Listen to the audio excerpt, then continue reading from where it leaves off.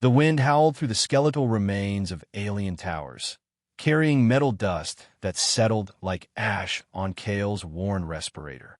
He adjusted the filter for the third time that hour, a futile gesture against the inevitable. Soon, he'd need a replacement, which meant venturing deeper into the graveyard, a prospect that made his stomach tighten with dread. Kale scanned the horizon through cracked goggles. The jagged silhouettes of collapsed structures stretched endlessly, their once magnificent forms now resembling broken bones jutting from the planet's decaying flesh. This world had a name once, when a civilization that built it still thrived among the stars. Now, even the scavengers who picked through its corpse simply called it the graveyard. He checked his supplies again. Water at 20%, energy cells at 15%, and his last air filter beginning to show the telltale orange discoloration of saturation. The math was simple and brutal. He wouldn't survive another week without restocking. "Necessity makes fools of us all," Kale muttered, the words muffled behind his mask as he adjusted the settings on his scanner. The device was salvaged, like everything else he owned, cobbled together from the technological ghosts of the dead civilization. It flickered uncertainly before displaying a faint energy signature emanating from the northeast, from the deep sectors, where few scavengers dared to venture. Kale hesitated, memories flashing unbidden behind his eyes. Screams. Fire. Bodies floating in zero gravity, reaching toward him as the airlock sealed. His fingers pressing the emergency release. The faces of his crew, his family, as their rescue ship drifted away without them. He shook his head violently, forcing the images back into the dark corners of his mind where he kept them buried. That was 5 years ago. Another life. Another failure. With a deep breath that rasped through his respirator, Kale shouldered his pack and began the treacherous journey toward the energy signature, each step stirring up clouds of metallic dust that danced and shimmered in the pale light of distant stars. The journey took Kale through increasingly dangerous territory. Twice he had to flatten himself against crumbling walls as patrol drones, ancient security systems still dutifully guarding nothing, hummed overhead. Once he froze for nearly an hour as a pack of night crawlers, predators evolved to thrive in the toxic landscape, slithered through the ruins nearby, their translucent bodies pulsing with bioluminescent organs. By the time he approached the source of the energy signature, Kale's legs burned with exhaustion, and his throat felt raw despite the protection of his respirator. He'd entered a vast structure that might once have been a temple or government building, its ceiling long since collapsed, leaving only massive support columns that reached toward an open sky like supplicating fingers. The energy signature grew stronger, pulsing on his scanner. Something about its pattern wasn't right. It wasn't the steady output of abandoned technology, but rather an irregular fluctuation. Kale moved cautiously now, his hand resting on the grip of his salvaged pulse pistol. He rounded a fallen pillar and stopped dead. There, amid the rubble and dust, lay a figure. Not the machine part or energy cell he'd been expecting, but a living being. She was clearly alien, her skin a pale blue that seemed to emit a faint luminescence, her limbs long and graceful, her features delicate but unmistakably non-human. Her large, almond-shaped eyes were closed, her chest rising and falling with shallow breaths. Kale approached carefully, his scanner confirming she was the source of the energy signature. Something about her physiology generated a weak electromagnetic field, perhaps a natural biological function of her species. She appeared young, though judging the age of an alien species was always guesswork. As he drew closer, her eyes snapped open, revealing irises of deep violet that contracted with fear. She tried to scramble backward, but only succeeded in dragging herself a few inches with her arms. Her legs remained motionless. "Easy," Kale said, holstering his weapon and raising his hands to show they were empty. "I'm not going to hurt you." The alien girl regarded him with terror and suspicion. She spoke, her voice musical but weak, in a language Kale couldn't understand. She gestured desperately at her lower body, then pointed into the distance, making a shooing motion. Kale knelt, maintaining a safe distance. "You're injured," he said, though he knew she couldn't understand him. Your legs. Looking more closely, he noticed the unnatural stillness of her lower body. This wasn't a recent injury. There were no visible wounds, no blood. Her legs were atrophied, the muscle tone visibly different from her upper body. His eyes scanned the surrounding area and spotted a small device partly buried in the dust nearby. He retrieved it, some kind of personal item, adorned with symbols he couldn't read. It had been discarded, not dropped accidentally. The realization hit him like a physical blow. She hadn't been injured here. She'd been abandoned, left to die. They left you, he said softly, the words more for himself than for her. Your people left you behind. The alien girl watched him warily, her breath coming in quick, frightened gasps. She made another futile attempt to drag herself away when he took a step closer. Every instinct Kale had developed in 5 years of surviving the graveyard screamed at him to walk away.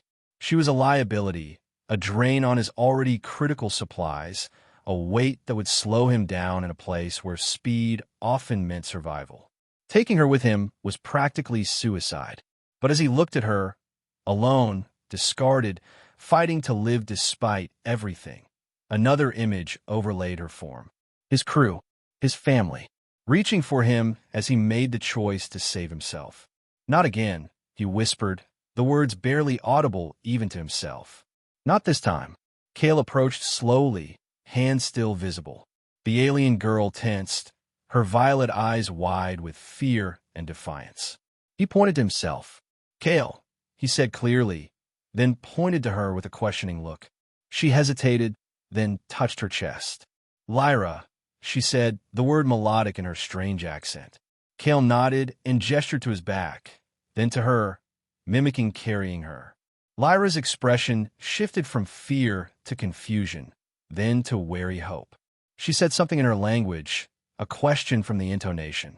I'm taking you with me, Kale said, knowing she wouldn't understand the words, but hoping his intent was clear. I can't leave you here to die. Slowly, carefully, he approached and lifted her. She was surprisingly light, her body structure more delicate than human anatomy. She flinched at his touch, but didn't resist. As he secured her to his back with straps from his pack, he felt her trembling against him.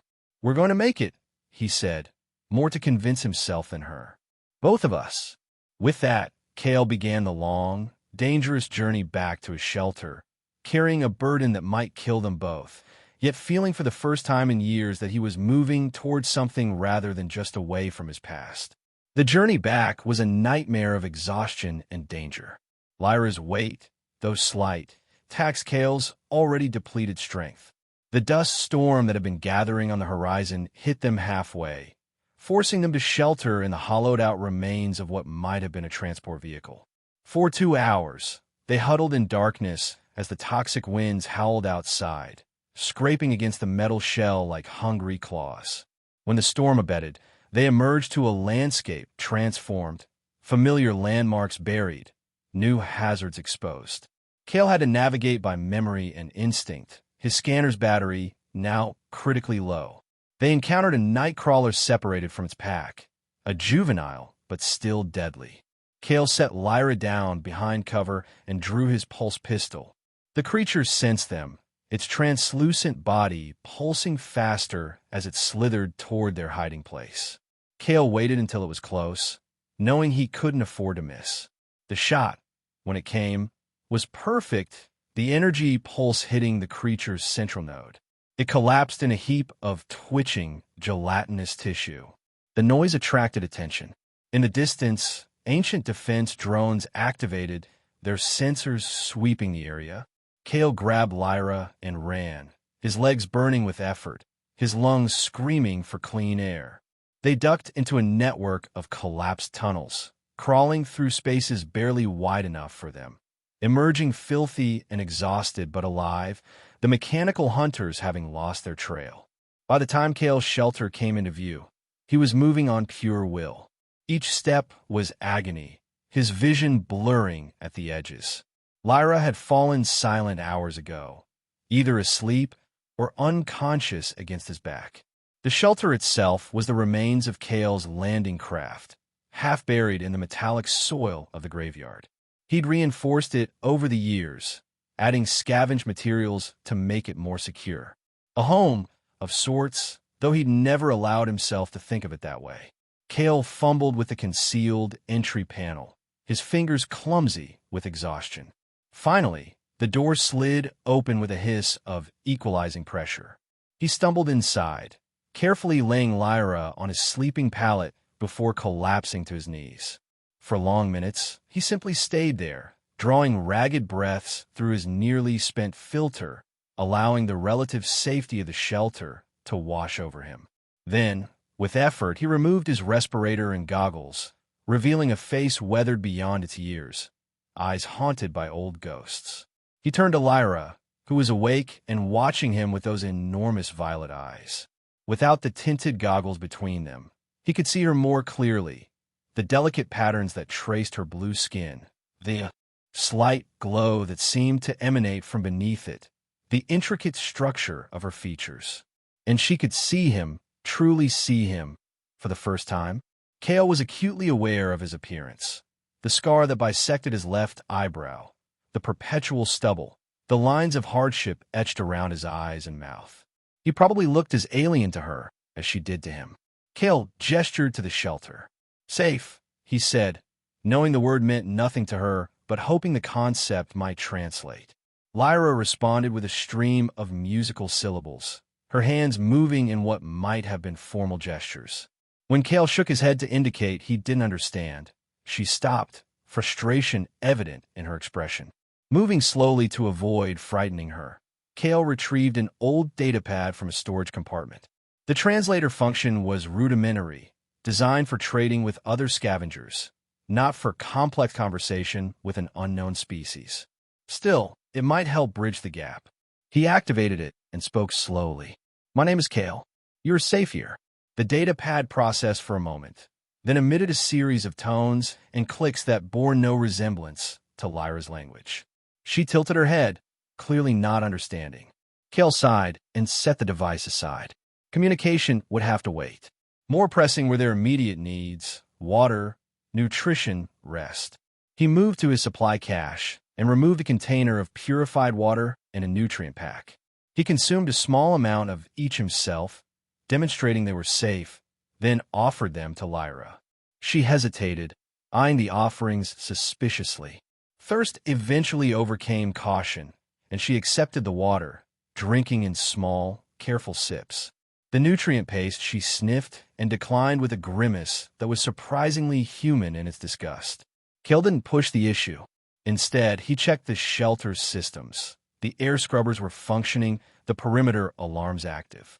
They were as safe as anyone could be in the graveyard. He arranged a second sleeping pallet for himself, giving Lyra space. As he settled down, exhaustion crashing over him in waves, he noticed her watching him, her expression unreadable. "Sleep," he said, miming the action. "We'll figure the rest out tomorrow." Lyra said nothing, but as Cale drifted toward unconsciousness, he thought he saw her mouth move in what might have been a silent thank you. Cale woke to the sound of movement. His hand instinctively reached for his weapon before his brain registered that the noise came from Lyra. She had dragged herself from the sleeping pallet to the small viewport, where she was looking out at the graveyard, her expression a complex mixture of emotions. She sensed his wakefulness and turned, saying something in her language. The words were unintelligible, but her tone was calmer than the day before, less guarded. Cale rose, his body protesting with aches from the previous day's exertion. He performed his morning routine, checking systems, testing the air quality outside, assessing supplies, aware of Lyra's eyes, following his movements with keen interest. He tried the translator again, this time letting it listen to her speech patterns. After several attempts, it managed a crude approximation of communication. Her words came through as broken fragments, but even these shards of meaning were better than nothing. Family, left, cannot walk. Shame, the translator rendered. Lyra gestured to her legs, frustration evident in her expression at the inadequacy of the translation. Cale nodded. They abandoned you because you can't walk? The translator converted his words into harsh, buzzing sounds that made Lyra wince. She listened, then nodded slowly. My people. Value. Movement. Paralysis. Disgrace. More gestures. More frustration. Over the next few hours, through painful trial and error with the translator, supplemented by gestures and drawings, Kale began to understand fragments of Lyra's story. Her people, the Ilari, were a nomadic species, their culture built around constant movement. Physical disability was seen as a burden on the collective, a drain on limited resources. Lyra had been injured in some kind of accident. The translation was unclear whether it happened recently or long ago. Her family had cared for her initially, but when their settlement came under attack, from whom or what Kale couldn't determine, they had been forced to evacuate quickly. In the chaos, the decision had been made to leave her behind, a sacrifice for the greater survival of the group. They had left her with water and minimal supplies, enough to ease their conscience, perhaps, but not enough to truly survive. It had been a death sentence dressed as mercy. As Kale understood more of her story, he found himself sharing pieces of his own. The translator mangled his words, but he persisted, telling her about the mining operation he had captained, the emergency that had stranded them in a remote system, his choice to trigger the emergency evacuation protocol that saved him but doomed his crew. I left them, he said, the words still bitter after 5 years. Just like your family left you. Whether Lyra truly understood the details was unclear, but she seemed to grasp the emotion behind them. She reached out, hesitantly, and touched his hand, the first contact she had initiated. Her fingers were cool against his skin, the gesture unmistakably one of empathy. The moment was interrupted by a sharp beeping from the shelter's perimeter alarm. Kale moved quickly to the control panel. A dust storm was approaching, larger than yesterday's, threatening to overwhelm the shelter's air filtration system. We need to secure everything, he said, forgetting momentarily that Lyra couldn't fully understand him. He began moving rapidly around the small space, sealing vents, activating emergency protocols, securing loose items. Lyra watched, helpless on her pallet, her expression shifting from confusion to determination. She called to Kale, gesturing urgently. When he approached, she pointed to the ventilation controls, then made a series of gestures he didn't understand. Kale shook his head, frustrated. I don't. She cut him off with a sharp sound, then pointed again, more insistently. This time, she made a specific gesture with her fingers, mimicking the turning of a dial, followed by a sweeping motion. Realization dawned. The filtration sequence, Kale said. You know how to modify it. Kale helped Lyra move to the control panel, where she examined the systems with surprising familiarity. Through gestures and the crude translator, she indicated that the design was similar to technology her people used. She showed Kale how to reconfigure the filtration cycle to better handle the incoming storm. When the dust hit, howling around their shelter like a living thing trying to get in, the modified system performed remarkably well, maintaining internal air quality with minimal strain. Kale looked at Lyra with new respect. She wasn't just a burden to be carried. She had knowledge that could help them survive. As the storm raged outside, they continued their halting attempts at communication. The translator gradually improved as it built a rudimentary lexicon of Lyra's language. By nightfall, they could convey basic concepts, though nuance remained elusive. Your people built this world? Kale asked, gesturing to the viewport and the ruins beyond. Lyra shook her head. No, ancient ones, dead long before my ancestors came. She made a gesture that the translator didn't catch. We study, learn from ruins. Like this place? The graveyard. Many worlds like this. Abandoned. We follow their path among stars. Kale considered this. Your archaeologists? Your entire species. The translator struggled, but Lyra seemed to understand. Yes. No. We preserve knowledge. Move always to find more. Their conversation was interrupted by a sudden power fluctuation.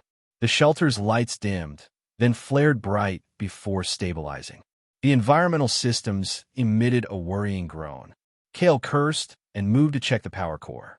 The storm's interfering with the energy converter, he explained, mostly to himself since Lyra would only understand portions. We need to reroute power from non-essential systems. He worked quickly, but the situation deteriorated. A circuit blew, sending a shower of sparks across the shelter. Smoke began to seep from the air filtration unit, the core of their survival in this toxic atmosphere. Kale tried to repair it, but the damage was beyond his expertise. The air quality indicator began to flash red. They were losing the ability to scrub the toxic elements from their air supply. We have maybe an hour before the air becomes toxic, Kale said, panic edging into his voice. I need to go outside, try to reach the backup generator I've got buried near the perimeter. Lyra listened to the translation, her expression grave. She said something the translator couldn't process, then pointed to herself, to the control panel, and made a series of gestures. You can fix it from here? Kale asked. Lyra nodded, though uncertainty flickered across her features. Can try. Need tools. Need help. Kale quickly gathered his repair tools and helped position Lyra beside the damaged unit. She examined it carefully, then began giving instructions through a combination of the translator, gestures, and demonstrations. Kale followed her lead, acting as her hands, making adjustments and repairs according to her guidance. The work was precise and tense, their communication hampered by translation issues.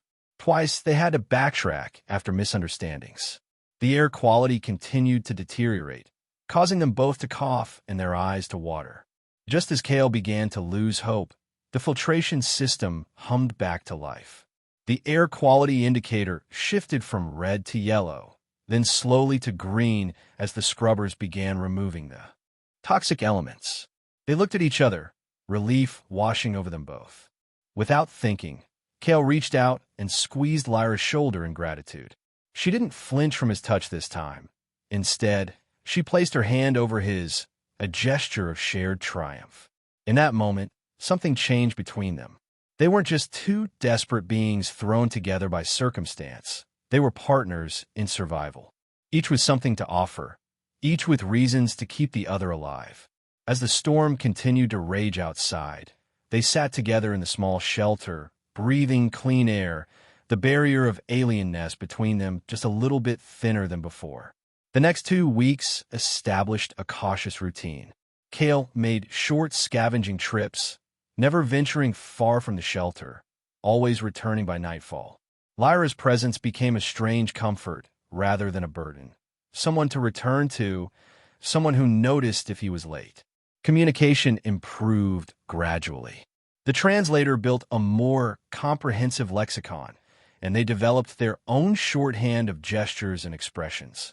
Lyra proved to have an excellent memory and a quick mind, learning several words of Kale's language each day.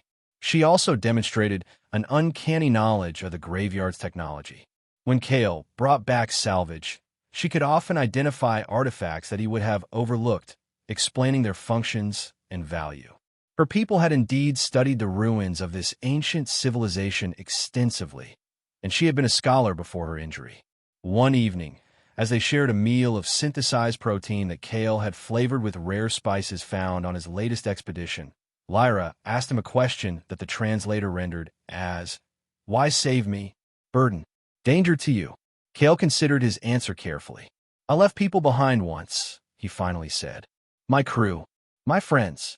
I could have stayed, tried to save them, but I chose to save myself." He looked down at his hands. "I live with that every day. I couldn't do it again, not even to a stranger." Lyra listened, her violet eyes intent on his face. "Redemption seek you?" "Maybe," Kale admitted. "Or maybe just trying to be the person I should have been 5 years ago." Lyra nodded slowly. "Understand. My people. Let me to die. Custom. Tradition." She gestured to her useless legs. "Cannot move, cannot contribute, cannot continue with tribe." Her expression hardened. "Want to prove wrong. Want to live, move again, show value." Her determination struck a chord in Kale. "We'll find a way," he said, the words emerging before he'd fully considered them. "There must be something in all this technology that could help you walk again."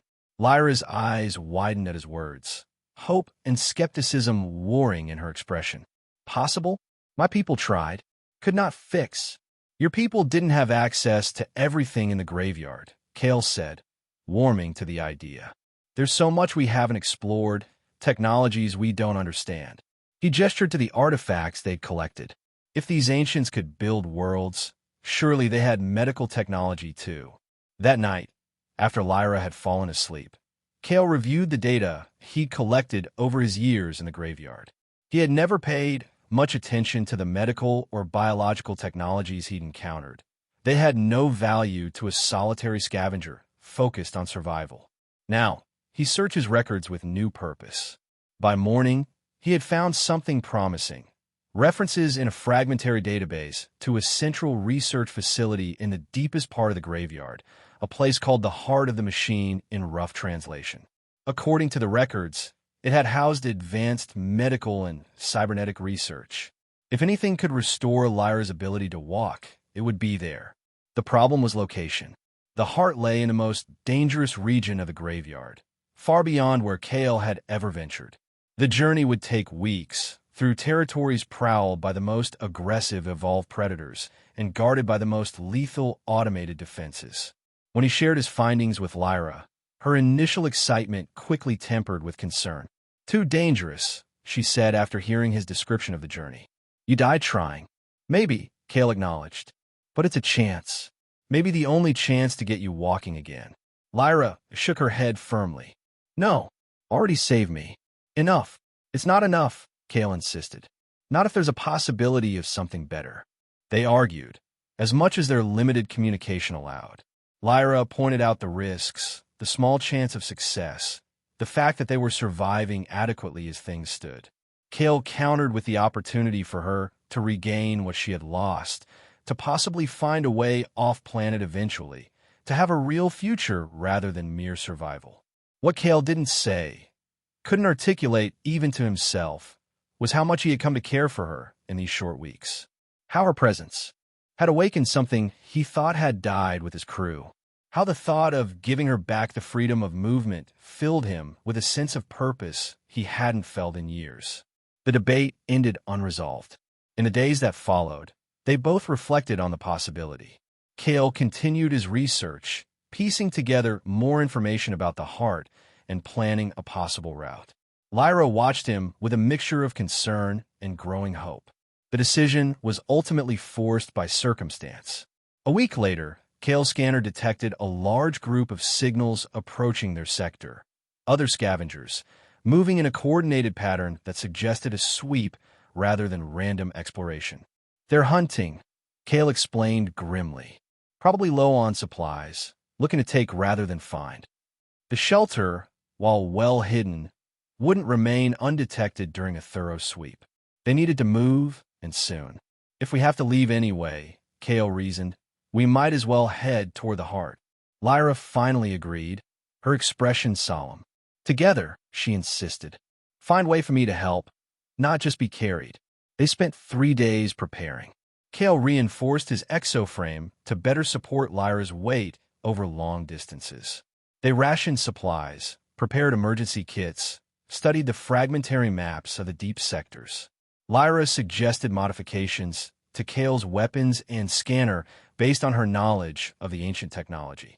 On the final night before departure, a strange quiet fell between them. They sat together near the viewport, watching the eternal dust swirl outside, each lost in their own thoughts. Afraid, Lyra admitted finally, the translator rendering her soft voice. Not of dying, of hoping. She touched her legs. Many years accept this. Fate. Now hope hurts.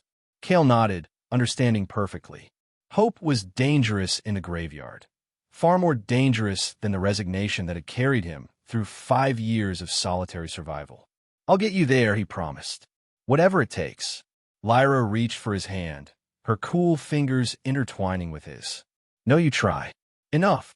They left at first light, the shelter sealed and camouflaged behind them. Kale carried Lyra in the modified exoframe, her weight distributed to allow for greater endurance and mobility. They moved silently through the ruins, keenly aware that their journey had begun with retreat, avoiding the approaching scavengers rather than confronting them. As the familiar landmarks of Kale's territory faded behind them, he felt a strange mixture of dread and exhilaration. They were heading into the unknown, toward danger, but also possibility. For the first time since his ship crashed, he was moving with purpose rather than merely surviving. Lyra seemed to share his complex emotions. She was alert, constantly scanning their surroundings, occasionally directing Kale's attention to hazards or interesting features he might have missed. Her knowledge of the ancient ruins proved invaluable as they navigated increasingly complex structures. The first 3 days passed without major incident. They encountered traces of dangerous fauna, but managed to avoid direct confrontation. The terrain grew more challenging. Collapsed megastructures created labyrinthine passages that sometimes forced them to backtrack and find new routes. On the 4th day, they had their first true test. A security drone, larger and more sophisticated than any Kale had encountered before, detected them as they crossed an open plaza. It moved with surprising speed, weapons systems powering up with an ominous hum. "Down!" Lyra shouted, and Kale dropped instantly, rolling to protect her from impact. The drone fired, but not at their position. Instead, it targeted a point 10 meters to their right, where their heat signatures had been second before. Lyra had recognized its targeting protocol from its movement patterns. "Tracks heat," she explained hurriedly. "Not visual. Use this." While the drone recalibrated, they crawled behind a fallen column. Kale's pulse pistol would be ineffective against the drone's heavy shielding. Lyra gestured urgently toward a nearby structure, what might have been a maintenance access of some kind. They made it inside just as the drone fired again, the energy blast scorching the ground where they had been. The narrow passage prevented the drone from following, though they could hear it hovering outside, scanning for them. The access tunnel led them deep into the substructure of the ruins, away from their planned route, but also away from danger. It would mean a detour, but they were alive. "How did you know?" Kale asked when they had put sufficient distance between themselves and the drone. "Studied security systems," Lyra explained. "Same design in many ruins my people explored." Kale nodded, impressed again by her knowledge. "You're not just cargo on this trip," he said. "You might be the reason we make it at all." Lyra smiled at that, the expression, transforming her alien features into something Kale found unexpectedly beautiful.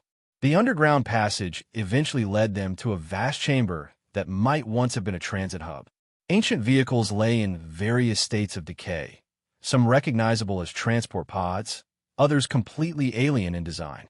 The space was dimly lit by bioluminescent fungi that had adapted to life in the ruins, casting everything in a ghostly blue glow that complemented Lyra's skin.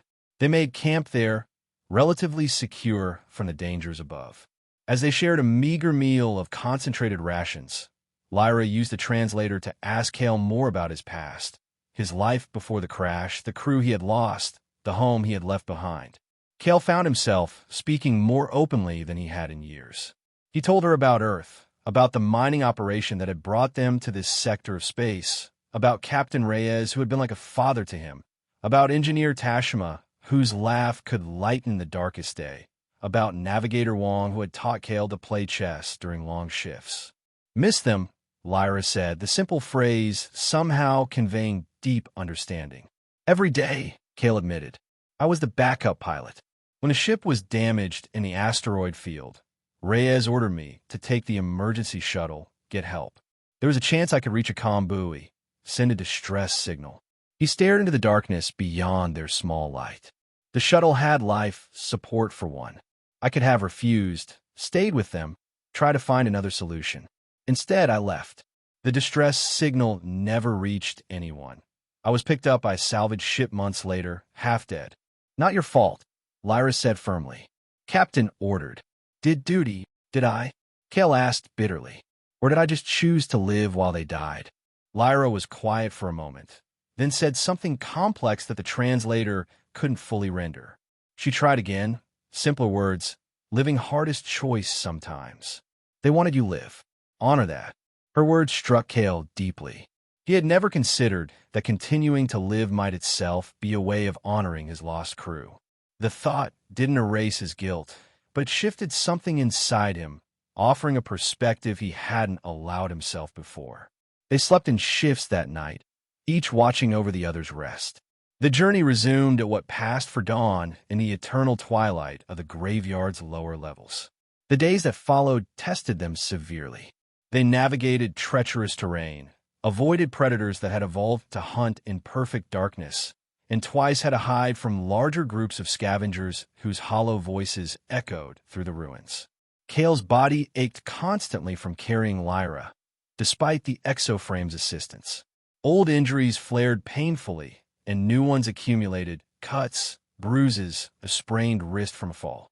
He pushed through the pain, driven by determination and the growing fear that they might not have enough supplies to make the return journey. Lyra noticed his suffering, but knew better than to suggest turning back. Instead, she found ways to help, identifying safe paths, warning of dangers her keen senses detected before his, reminding him to rest when stubbornness would have driven him beyond endurance. On the 10th day, disaster struck. They were crossing a narrow bridge spanning a chasm in what had once been a massive manufacturing facility.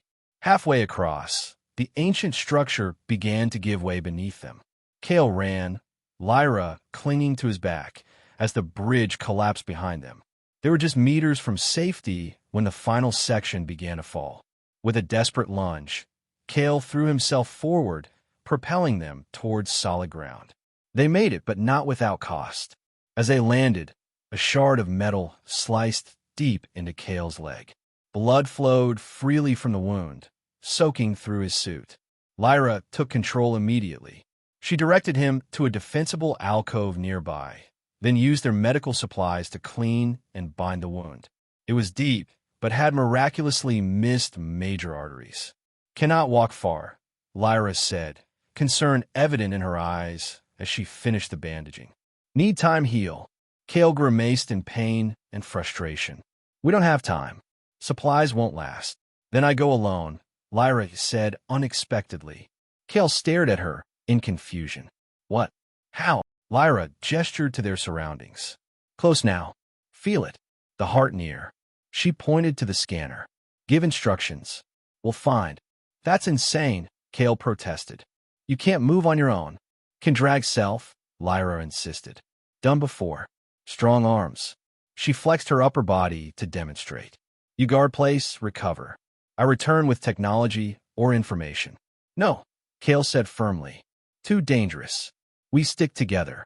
Their argument was cut short by a sound that froze them both, a low, mechanical humming, growing louder. Kale extinguished their light and pulled Lyra close, pressing them both into the shadows of the alcove.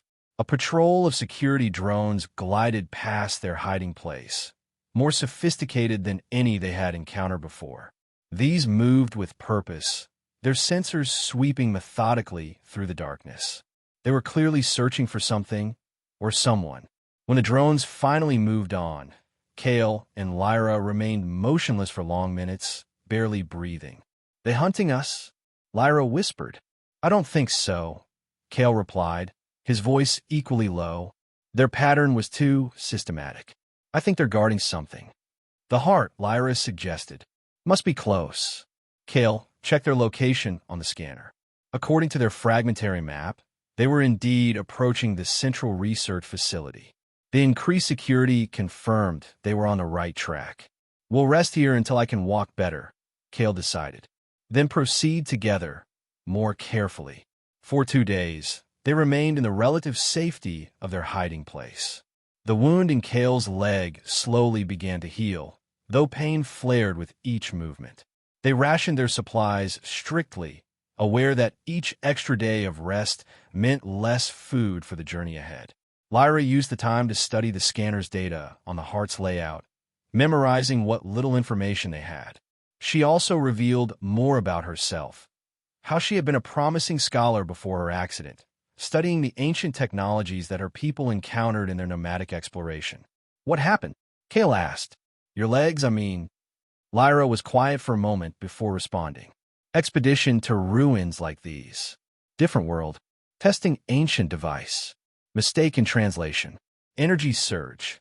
She gestured to her lower body. Damage to spine. Irreparable with our medicine. I'm sorry, Kale said.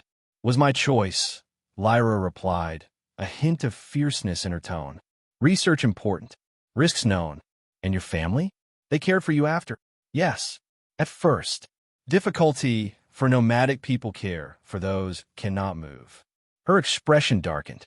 Then attack came. Quick evacuation needed. Choices made. The matter-of-fact way she described her abandonment made Kale's chest tighten with anger on her behalf. They had no right, he said. Was our way, Lyra said, though her eyes revealed deeper hurt than her words suggested. Survival of many before one. Cannot judge by your standards.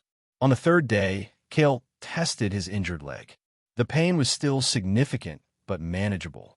They couldn't afford to wait any longer. They set out carefully, moving much slower than before. Kale relied heavily on a makeshift crutch, with Lyra secured to his back in the exoframe. The arrangement was awkward and precarious, but it worked. The security drones remained a constant threat, forcing them to take longer routes and hide frequently. Their progress slowed to a crawl, but Lyra's knowledge of the drone's patterns helped them avoid detection. Finally, after another 2 days of grueling travel, they reached the outer perimeter of the heart. From their vantage point on a collapsed upper level, they could see the facility below, a vast, domed structure relatively intact compared to the surrounding ruins. Energy still flowed here. Lights flickered along pathways, and security systems hummed with activity. No one entered there long time, Lyra observed, studying the undisturbed approaches to the facility. No one crazy enough to try, Kale said grimly, noting the concentration of security drones patrolling the perimeter. They spent hours observing, looking for patterns in the security, potential weak points, any advantage they could exploit. The more they watched, the more daunting their task seemed. There, Lyra said eventually, pointing to a maintenance conduit that ran beneath the main approach. Service tunnel. Drones not patrol inside. Kale adjusted their scanner to focus on the area she indicated. She was right. The tunnel showed no signs of active security. It might have been overlooked in the security protocols, or perhaps it was considered too small for any significant threat to use. It's our best chance, he agreed. They waited until the drone patrols reached the furthest point in their cycle, then moved quickly across the exposed ground to the conduit entrance. Kale's injured leg protested with each step, but adrenaline carried him forward. The conduit was even narrower than it had appeared from a distance. Kale was forced to remove the exoframe and crawl through with Lyra following behind, pulling herself along with her strong arms. The space was claustrophobic, filled with dust that clogged their respirators and stung their eyes. After what felt like hours of painful progress, they emerged inside the heart's outer ring. The difference was immediate and striking. The air was cleaner here, the gravity slightly different, the ambient sound a low hum rather than the hollow silence of the graveyard. Systems still active, Lyra whispered, awe in her voice. Full power. Kale helped her back into the modified exoframe, then consulted the scanner. According to the records, the medical research section should be 3 levels up toward the center. They moved cautiously through the facility, marveling at its state of preservation. Unlike the ruins outside, here much remained intact. Control panels still glowed with power, doors slid open at their approach, climate systems maintained a constant temperature. Why abandon? Lyra wondered. Not destroyed, just left. Maybe they evolved beyond needing physical forms, Kale suggested, or migrated somewhere else. Or maybe something happened that forced them to leave in a hurry. Whatever the reason, the heart of the machine stood as a monument to a civilization far more advanced than either of theirs. The technology they glimpsed in passing was beyond comprehension. Devices whose purpose they couldn't begin to guess. Energy systems that defied known physics. They encountered more security inside, but these were different from the hunting drones outside, more like automated guides or caretakers. These machines scanned them but took no hostile action, perhaps recognizing them as living beings to be assisted rather than threats to be eliminated. One such machine actually led them toward an elevator platform after Lyra managed to communicate their need to ascend. The platform rose smoothly, carrying them upward through the levels of the vast facility. When they reached the medical section, they were met with a sight that stole their breath. A circular chamber filled with technology that hummed with untold purpose. Crystalline structures pulsed with inner light, flowing with what might have been data or energy or both. Examination tables of some unknown material stood ready, surrounded by apparatus that seemed designed to manipulate biology itself. "This is it," Kale said, his voice hushed with awe. "If anything can help you walk again, it's here."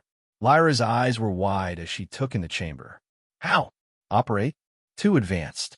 It was a valid concern. The technology was far beyond their understanding. Attempting to use it without knowledge could be fatal. There were no obvious controls, no interfaces designed for humanoid interaction. As they stood uncertain, a shimmer appeared in the center of the chamber. It coalesced into a holographic form. Not quite humanoid, more an abstract suggestion of consciousness given visual representation. It spoke, the sound resonating from all directions at once, in a language neither of them understood. Then, after a pause, it shifted through several other languages before settling on one that the translator partially recognized as an ancient trade language related to Lyra's own. Lyra listened intently, then responded hesitantly in her own tone. The hologram adjusted, its communication becoming more tailored to her speech patterns. "She understands," Lyra told Kale excitedly. "Is guide? Caretaker? We're not translate well." Designed to help visitors use healing technology. Hope surged in Kale's chest. "Can you explain what we need? About your legs?" Lyra nodded and engaged in a complex exchange with the holographic entity. The conversation flowed faster than the translator could follow, leaving Kale watching anxiously from the sidelines. Finally, Lyra turned to him, her eyes bright with a mixture of hope and fear. "Can help. Technology can repair nerve damage, rebuild connection." She hesitated. "But dangerous. Not designed for my species. Adaptation required." "Risk? What kind of risk?" Kale asked, tension settling in his stomach. "Failure possible. Worse injury possible." She met his eyes directly. "Death possible." Kale felt as if the floor had dropped away beneath him. They had come so far, overcome so much, only to face this terrible choice. "There has to be a safer way," he insisted. The hologram spoke again, and Lyra translated. "Says technology adaptive. We'll analyze biology, adjust procedure. Best chance. Only chance." "How long would it take?" Kale asked.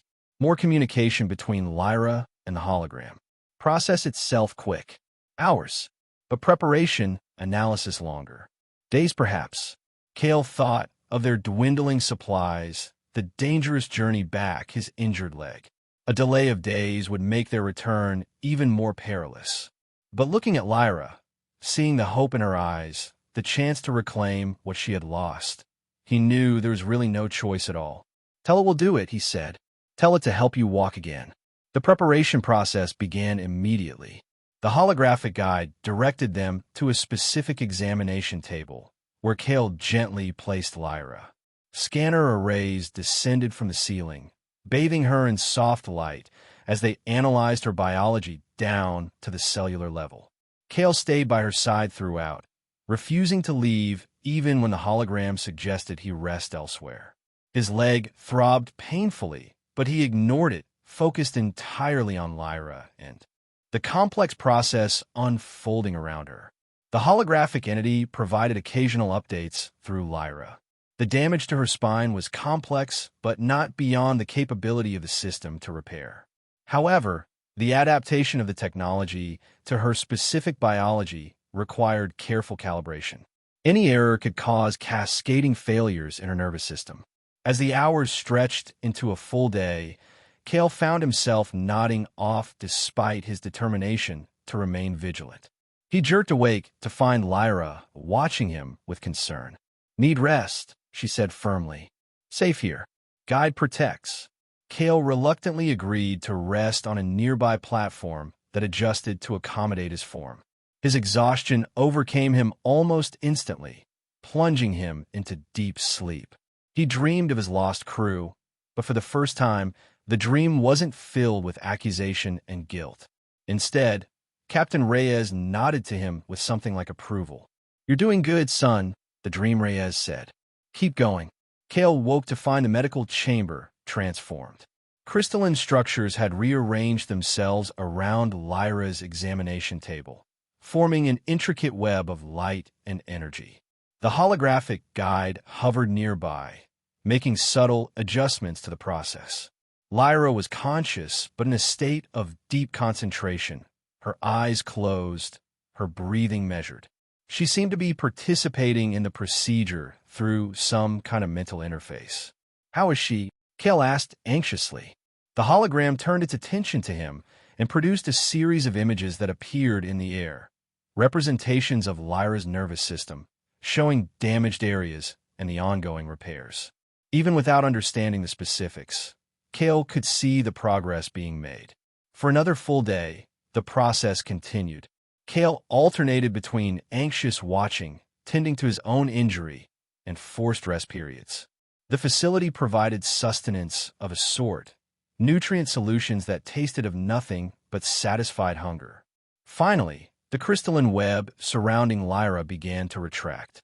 The holographic guide announced something in its resonant voice, and Lyra's eyes opened. She looked directly at Kale, her expression a mixture of fear and hope so intense it made his heart clench. "Ready," she said simply. Kale moved to her side as the examination table adjusted, gradually shifting to a position that would allow her to sit up, then stand. He offered his hand, and she took it, her grip tight with anticipation and nervousness. Slowly, with the table still providing partial support, Lyra brought her legs over the edge. For a moment, they hung there, motionless, as they had been since Kale had found her in the ruins. Then her right foot twitched, then her left. Small movements, barely perceptible, but movements nonetheless. Tears filled Lyra's eyes. She concentrated intensely, and her knees bent slightly, then straightened again. The movements were uncoordinated, weak, but undeniably under her control. "It's working," Kale whispered, his own vision blurring with emotion. The holographic guide projected images explaining that the neural pathways were re-establishing themselves, that function would improve gradually with use, that the repairs would continue to strengthen over time. With Kale's support, Lyra slid forward until her feet touched the floor. Her legs trembled violently with the effort of supporting even a fraction of her weight. Kale bore most of it, his arms around her waist, her arms around his shoulders. "Together," he said, "one step at a time." That first step was little more than a shuffle, her leg moving forward perhaps an inch. The second was no better. But the third was slightly more controlled, slightly more confident. They moved like this across the chamber, an agonizingly slow procession that left them both sweating and breathless. When they finally returned to the examination table, Lyra collapsed onto it, physically exhausted, but with a radiance in her expression that transformed her entire being. "Walk," she said, the single word filled with wonder. "A walk." The holographic guide indicated that Lyra would need time to rebuild strength in her atrophied muscles, to relearn coordination, to fully integrate the neural repairs. It would be a process of weeks, perhaps months, but the fundamental damage had been repaired.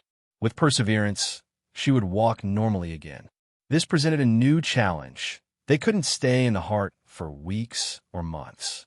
Their supplies were limited, and the journey back to the shelter would be dangerous. Lyra would need to continue her rehabilitation under far less ideal circumstances. The holographic guide offered a solution, a support system that could be integrated with Lyra's body, assisting her movements while the healing completed itself. It resembled an exoskeleton of light, conforming perfectly to her lower body, nearly invisible except when activated.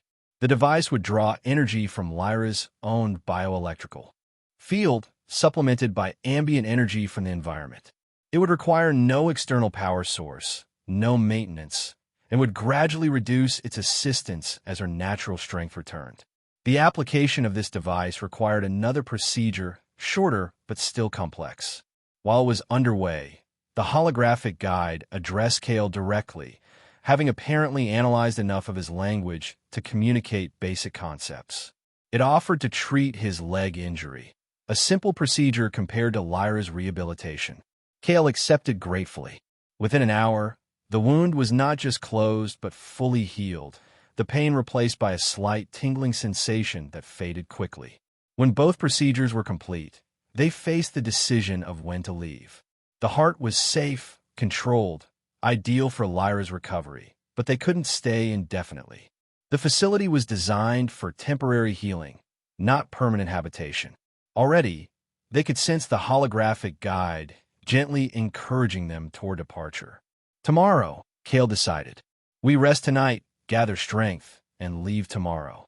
That night, in a rest chamber provided by the facility, they lay side by side on adjustable platforms that conformed to their bodies.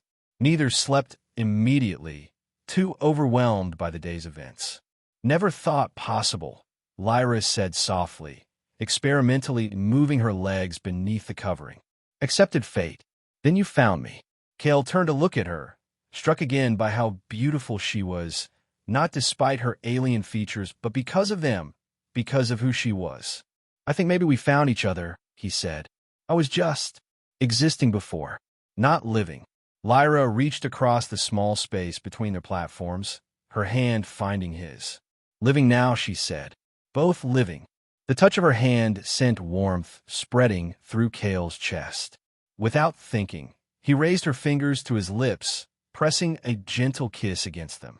It was an impulsive gesture, one that crossed boundaries of species and culture, yet felt completely natural. Lyra's eyes widened, but she didn't pull away. Instead, she shifted closer until their platforms merged into one.